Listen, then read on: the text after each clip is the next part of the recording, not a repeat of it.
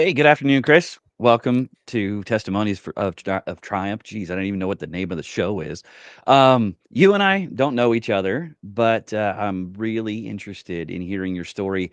There's some of my past that shares a little commonality, and so I'm just curious whether or not you have the same or had the same fears that I had, Mhm. and kind of what life really looked like. So, do me a favor, give us a quick overview.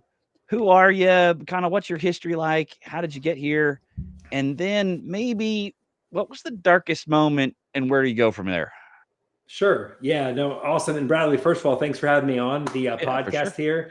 I really look forward to sharing my story and hoping it can impact some of your listeners as it has Yeah, me in my journey throughout the years. yeah, So, yeah, it's awesome. my name's Chris Logan, and right now I have a real estate company that I operate with my wife. We started the company together, and we also show people how to get started in real estate and make money from home anywhere in the country.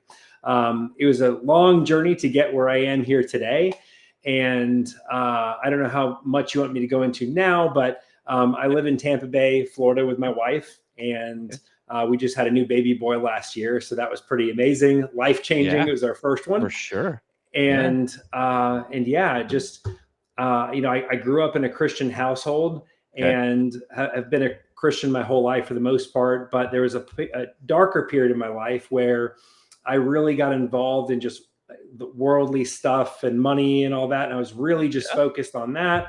And I got away from God, and He called me back, as He's a funny way of doing. And I look forward to sharing more about that here in a minute.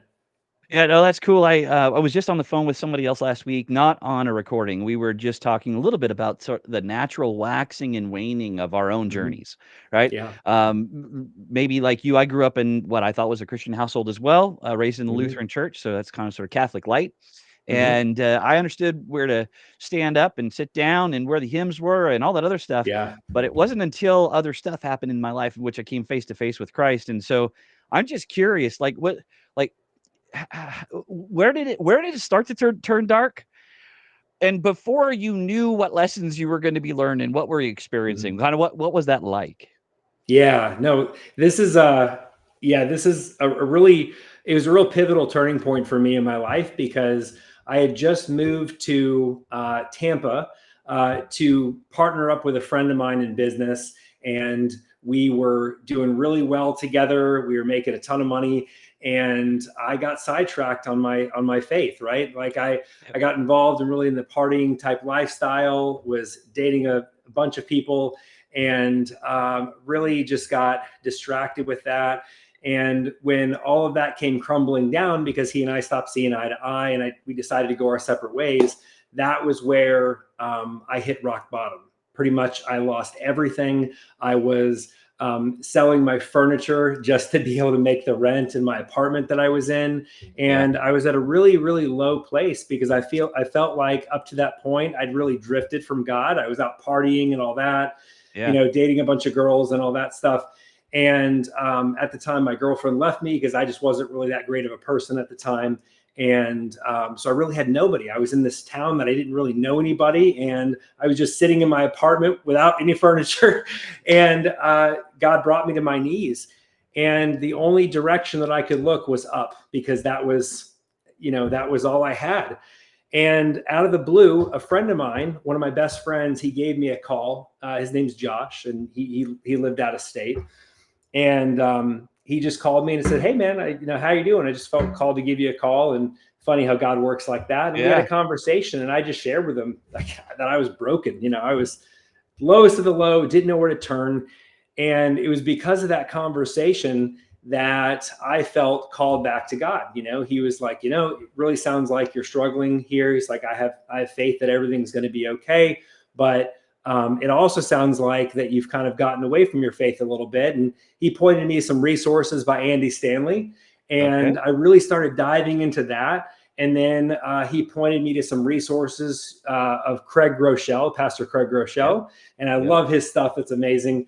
And so yep, really I started diving into all that. And then I really just realized that in order for me to see change in my life, I needed to do things differently. right? Yeah. So during that time was a really hard refining time period. The Bible talks about how we're refined in the fire, right? Our faith is refined in the fire.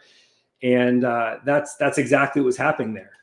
I was going through the fire. I was almost homeless at one point because I Yeah. was like convincing my apartment complex not to evict me, so I could figure something out.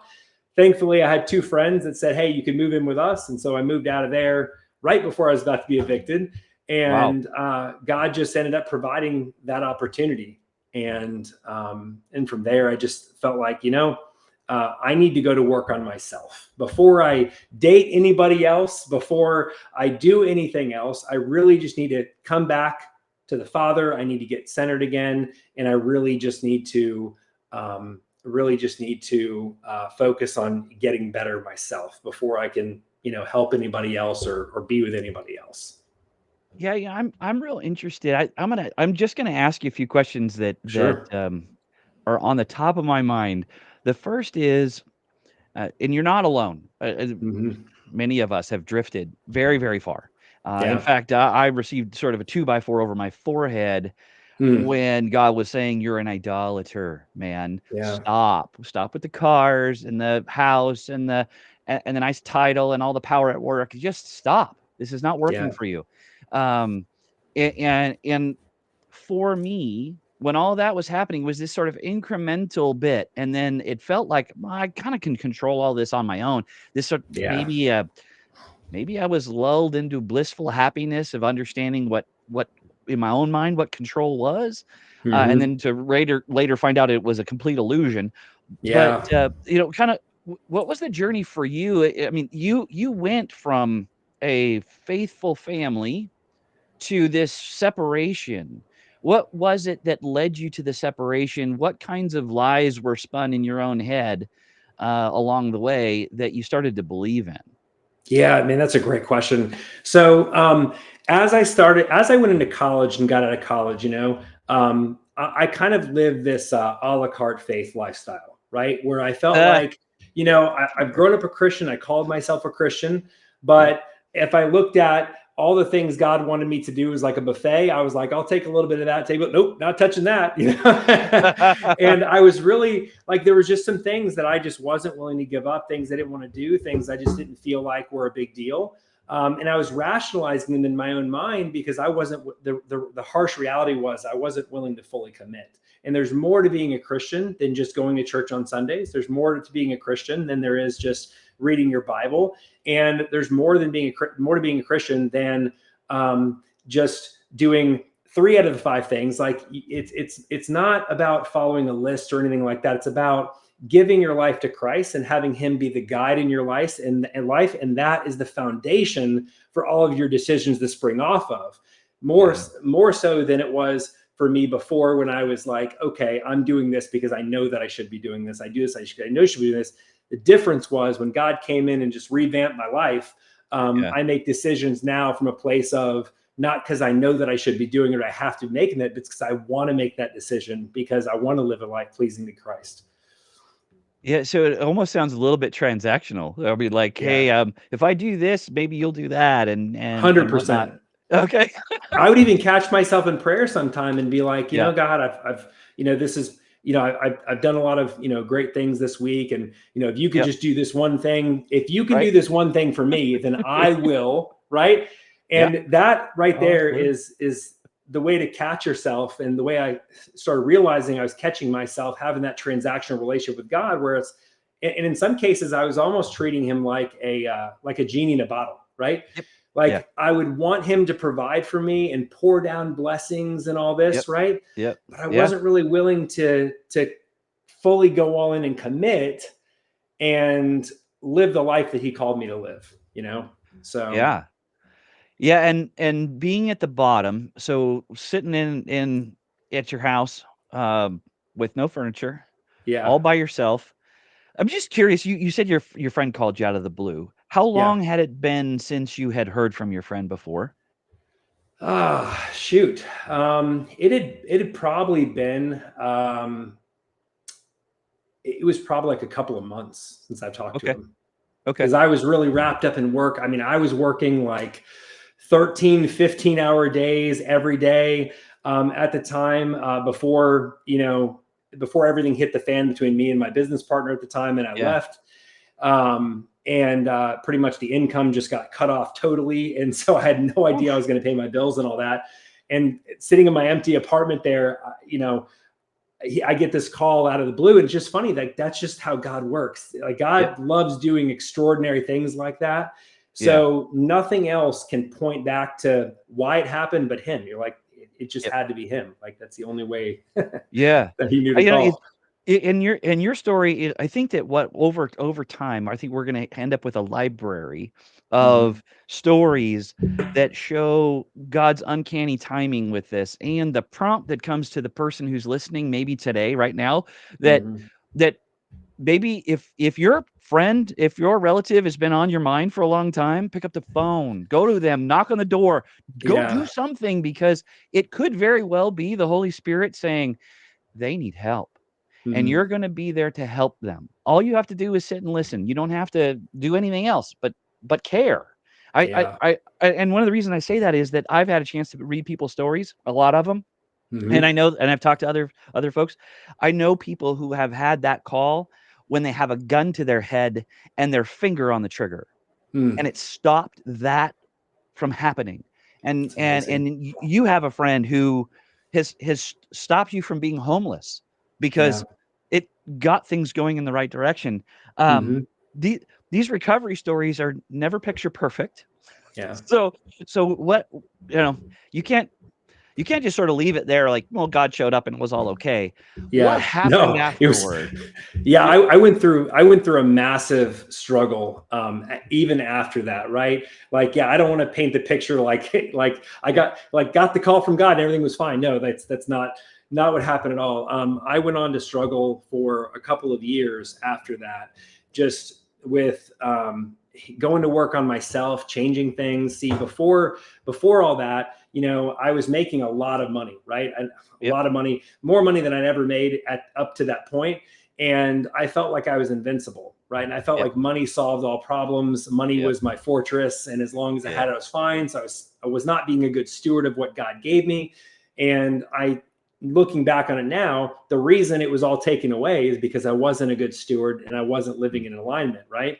But that was a very powerful lesson for me, because that would lay the foundation for where we would go in the future and help me to be a better steward so I could end up where we are today. So it was a long journey from that. I just going to work on myself, and I held off from dating anybody else, or getting Yeah. involved in other relationships, because I didn't want to bring that part of me into another relationship. I wanted to be fully settled before that happened. Yeah. I ended up meeting my wife eventually, Yeah. once I got myself squared away and really focused on just diving back into the Word, going back to church.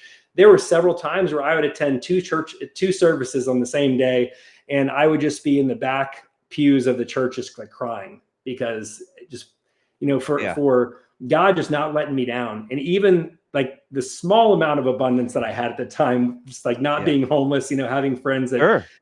helped me out and all that, I was Yeah. so incredibly thankful for it. And it just brought tears to my eyes. And it was just one of those things where I was just thanking God for everything. And I think at that point, he saw that I was appreciative of what he was doing for me, no matter how small it was. Like, I was Yeah. thankful. And he's like, okay, you're being a good steward of this, so let's test just a little bit more.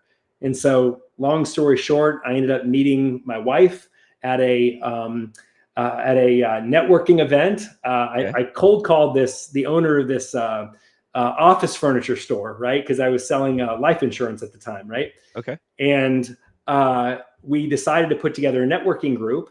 And one of the people that was invited to this networking group is the person who's my wife today, right? Nice. I came in late for one meeting. There was an empty chair next to me. She comes and she sits down.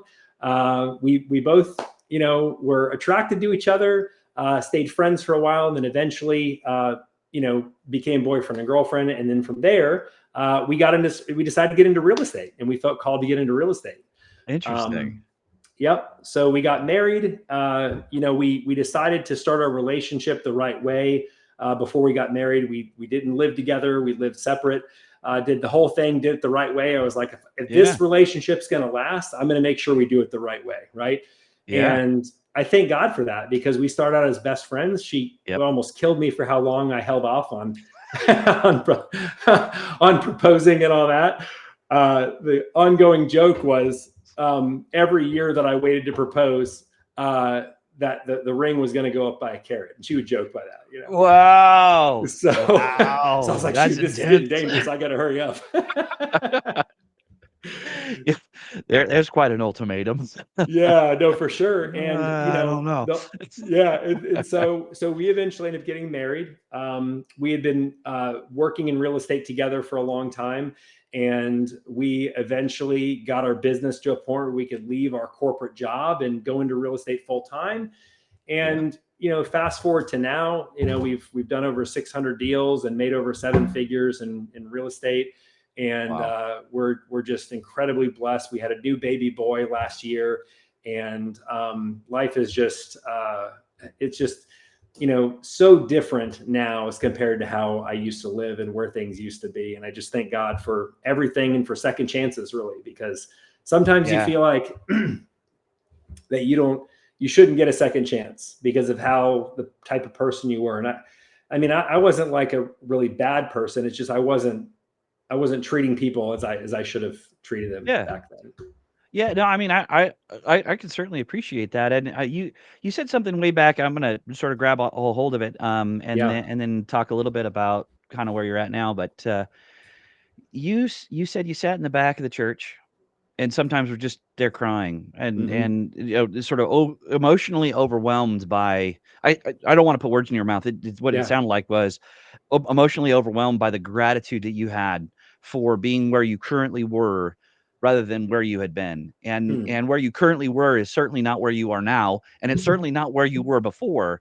So it was all sort of relative in there. Um, and I appreciate the vulnerability because I know that there are a lot of people who have these experiences and they don't really want to talk about it because Yeah. it kind of sounds like, I don't know, it's weak or something. I'll admit, when I came face to face with Christ, I was 17 years old, Hmm. and I wept the entire airplane ride from Michigan to back to California. I'm Yeah. like the blubbering idiot on the airplane all the way back. That's a long flight. And Yeah. when I got on the flight, it was like, "Okay, Lord, I'm yours. I get it. Mm. I'm done. I can't do this on my own anymore." Yeah. And he grabbed a hold of me, and I sat in that crazy chair for hours, just trying to figure out how to hide myself from the rest of the airplane because I Yeah. didn't know how to contain it all. Mm. I don't know whether or not you had more of those kinds of experiences, but I appreciate you sharing what you did because Yeah. it's just really real. Yeah. Um, and now that you're where you're at, with a young son, which is amazing. This relationship that you have with your son, how does it change who you are, and maybe your relationship with God in the process? Oh, that's such a great question.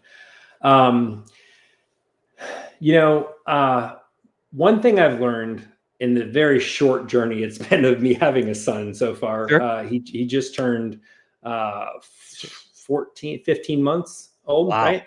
So very short journey so far. But Yeah. one thing I've really come to understand is how they model you, right? Like how they don't follow what you say, they follow what you do, Yes. right? Yep. And I always grew up saying when I had kids, of course I'm a Christian. I grew up in a Christian household. Of course my kids are going to be Christian and things like that, right? But it came from a point of me saying like, I'm going to tell them that's the right thing, right? Yeah, And yeah, yeah. I also used to think that to witness to people, I used to have to tell them, so like, oh, you should do this, you should do this, you should do this, you should do this, right? But I was totally missing the mark there, Yeah. because when it comes to being a Christian, and when it comes to being a witness to other people and being an example for even my little boy, it comes down to him watching what I do. It comes down to other people watching what we do. And there's no, the best witness is how you act on a daily basis.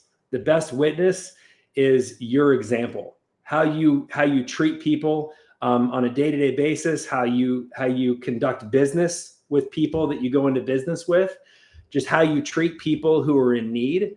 Yep. That is the best example and the best witness you can be. I used to get frustrated sometimes because I used to think that, once I rededicated my life to Christ, I'm like, okay, I want full conversion here. I'm going to talk to people and I'm going to get them to want to become Christians, and they're going to want to go to church. They're going to change their life and say, Chris Logan was the reason that happened. And I'm going to be jumping up and down and be like, that's the Yep. best sale I could ever make. Right. Yep. But Yep. then I felt that God talked to me and he said that it's not about you. Yeah, for Right. sure. It's not about you. Maybe you're not meant for the full conversion. Maybe you're meant to plant a seed and that's it. Yep. Right. And then Yep. I became totally fine with that, because when I rededicated my life to Christ, I got fired up, and I was like, I want to help other people have what I have, Yeah. but then I realized that, again, that was me being all about me, and it's not about me. And I have to be okay with planting seeds and knowing that those will eventually grow in the future if they decide to take that direction. Yeah, I really appreciate this notion of this leadership by example and witness through example. Years ago, I was doing interviews of Christian business owners, Mm-hmm. and one of which was a pallet company in South Carolina. We were sitting at a table.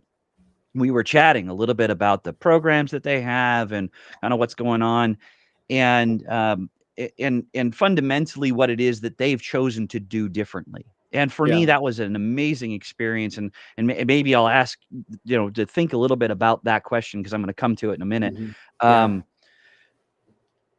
we got through all these programs. He's got, a human resources program. He's got a counseling program. He's got a chaplain program. He's got a sanctuary prayer room in the company. All these other things, right? And I looked at him and I said, you know what? I'm just curious. At the end of the day, who cares? Yeah. Wow. When I did that, he lit up and he almost came across the table at me and he goes, let me tell you this story. And he just went on about this story about a human being, one of his employees, that was going through a horrible thing at home. And he had financial problems, he had relationship problems. He was almost in tears in a parking lot. The chaplain happened to walk by him in the parking lot and just simply asked him if he was okay. And the guy just kind of fell apart in front of him. The chaplain grabbed a hold of him. They walked over to one of the cars and they just sat there. And the guy said, I need help. And Mm-hmm. the chaplain just simply said, well, let me pray for you. And so he did. They prayed. At the end of the prayer, the guy accepted Christ. Mm. His life changed, and he fundamentally then leaned into all the programs that the company had already had. Mm. Um, the conversion was there, but it wasn't there one direct moment. And, there was a a call right now. There was no Yeah. altar call at work. What happened was his heart was softened through the entire time he was there. He saw grace and mercy in real life Mm. at work from the people he was working with, and he got to know who Christ was through how they behaved. Mm. And at the end of the day, he wanted in. That's amazing. I And love so, that. yeah, to hear that story and to watch him just get super animated. He has this company. I don't know how many people were there. I don't know, 60, 70, 80 employees. I mean, there was a lot of people, and it was Yeah. one human being Mm. that made the big difference for him. That was the purpose of all of it. And I Yeah. thought, man, that's pretty impressive. Um, Amazing. Yeah. yes, yeah, it was cool. Cool story, but There's something that I started to think about, right? yeah, And that is, if you're an entrepreneur, right, or not yep, an entrepreneur, it doesn't matter, right? yep, We all have our own circle of influence, yep, right? So yep. people are always watching us. Even when you Good think call. that people are not watching you, they're Yep, watching you, right? yep. Even if they're not liking your posts, even if they're not That's right. watching your reels or your videos or whatever, Yep, even if you haven't talked to them in years, like, people are always watching you. yeah. And just being aware of that, so you can just be aware of how you're acting, and making sure that you're always acting in a way that that is a witness to people and shows people like whose you Yeah. are, you know? I mean, Yeah. we all have our own circle of influence. And I think sometimes people forget that. People are like, oh, well, I'm not like an entrepreneur, or I don't own a business. I just go to work, right? Well, I can't tell you how many people came up to me at my last job that I had in corporate America and came up to me and been like, man, like, I really appreciate the talks that we've had. It's made me want to, go to church with my family and all like things like that. Like it's like Yeah. you just be yourself and then Yep. you impact people and then they let you know that they impact them. Sometimes they don't, but either way, like we have this amazing gift and responsibility as Christians to Yeah. live a life as God calls us to live, and through that be the light on the hill, right? And that naturally draws people in, and people want to know what it is that we have, so they can get that. And who knows, maybe we have no idea the amount of ripples that affects and generations that affects. It's just being ourselves and being followers of Christ. Yeah, you bring up a really good point, and I'm not sure how many people have really sat down to figure out how many hours they spend at work compared to spending at home. Yeah. In an interaction or at church. And it seems to be that most messages on a Sunday morning have a lot to do with our interpersonal relationships, generally speaking, in our family and our friends Yeah. and Mhm. small groups and things like that, and not as much at work. But what is really fascinating about what you just said is that every one of us who goes to work, whether you're in retail or in service or something else, you have peers, you have supervisors, Mhm. some people have subordinates, you have customers, you have vendors, you have Yep. partners, all of these people. This is your sphere of influence on a single day. Look at how many lives you can touch, and you can touch them invisibly. Like you could just Yeah. behave in a certain way, Mhm. and all of a sudden, what a difference. And if we had an army of faithful workers that just did that every single day, Yeah. we could change the world. Oh my gosh, it's amazing. It's like we don't have to go into ministry to be that example, and be a witness like right where we are. And it's hard. There's certain Yeah. days where you just want to be like everybody else, and you want to say Of the things course. other people are doing. You want to do the things other people are doing, right? But Absolutely. and sometimes it's not fun. Like I've Yeah. had people come to me and I'm I've made plenty of mistakes in my life, but Yeah. like I have people come to me sometimes and be like, "Oh, can't talk about that around Chris," or "Oh, can't say that," or they'll Yeah. like drop the F bomb and then Yeah. apologize to me, Yeah, yeah, But yeah, all the time. you know, Yeah. or they'll give me a hard time about it. But Yeah. I think about that and I'm like, that means I'm doing something right. Because if they Yeah. didn't have any problem with it, Yep. or I did that kind of stuff, like obviously I wouldn't be living the way that would make me different, and which would make them want to ask, and Yeah, so that's for something sure. I put a lot of effort and time into thinking about that, um, because the Bible calls us to live differently, Yeah. and God gave me a second chance, and Yep. I'm focused on making sure that I'm a good steward of it. Yeah, and it's interesting too that, if you watch what Jesus did, Jesus met people exactly where they were, right? Yeah. He wasn't like, "Okay, well, I'm gonna go to the sanctuary, and I want you all to just come and gather around." He was like, Yeah. "Hey, I'm gonna go to the people who I'm gonna go and meet." Yeah. And he was in their environment. He was doing his best to try to understand them from their perspective. Yeah. And we have to be able to be we have to be able to do that. Like, we have to be able to connect with humans, the other people that we're working with, whoever they Hmm. are, Yeah. and still really have this connection rather than, because I think that there's can be a tendency for folks who have this really strong faith calling to act, or appear to be better than everyone else, when in Yeah. fact Hmm. we're broken just like everyone else. We just happen to Just have a like everybody savior in else, our possibly life. even more. Yeah, right, yeah, exactly.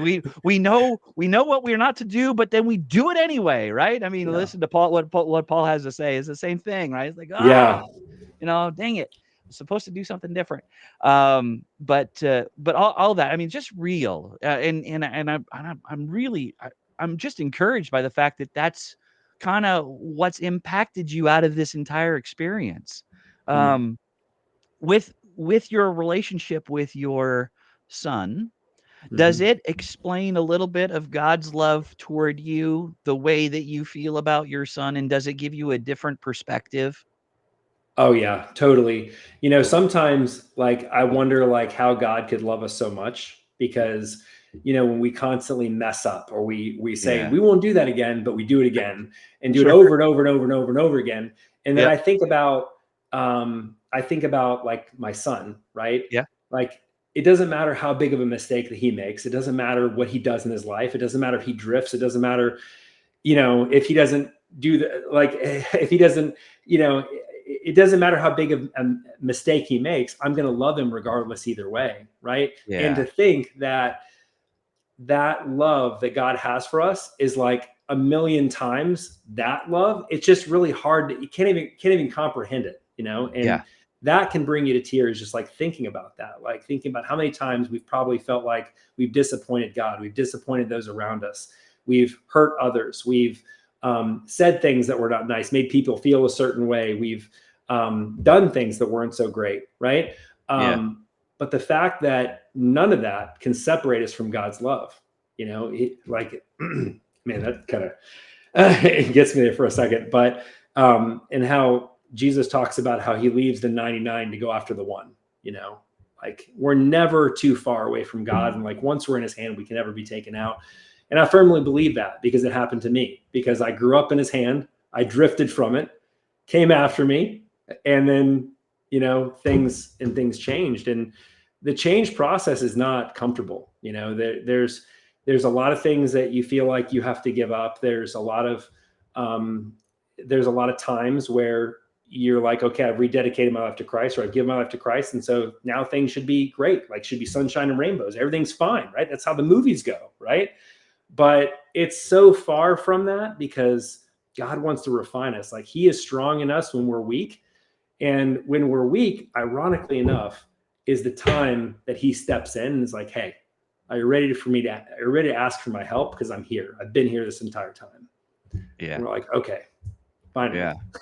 Yeah. Stop acting tough. Yeah. Finally surrender, and all of a sudden things will change. Yeah. Yeah, that's amazing. Well, look, I couldn't put a finer point on it. I'm gonna stop it right there. I really appreciate you being here and telling us God's story in your life, and I'm excited about what's in the future for you and all of the folks that you're going to be touching or already touching in your sphere of influence. I dig it. It's awesome. Thank you. No, this has been great. I've never done this before, shared my testimony, but when I saw your post, I was just like, man, I feel like God's calling me to reach out, and so I'm glad I did. This has been great, and I've really enjoyed our time together. Yeah.